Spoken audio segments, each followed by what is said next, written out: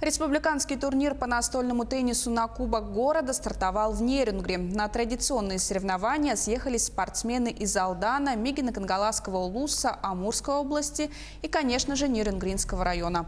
Тамара Игнатьева с подробностями.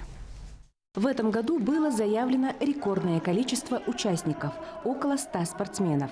Причем их возраст и категории самые разные – и школьники, и студенты, и ветераны спорта, а также люди с ограниченными возможностями здоровья. Соревнования будут идти 3 дня. Первый день командные соревнования, второй личный, и третий день закончит соревнования большой масштаб мужских и женских игр. В этом году команда из Мигино-Кангаласского улуса впервые участвует в открытом первенстве на Кубок города Нерюнгри. Тренеры обрадованы, что сроки проведения соревнований совпали с осенними каникулами. Я привезла 6 учеников, 4 ученики Техтюрской средней школы и 2 ученики Бютейянской средней школы. Это большая честь и самое отрадное.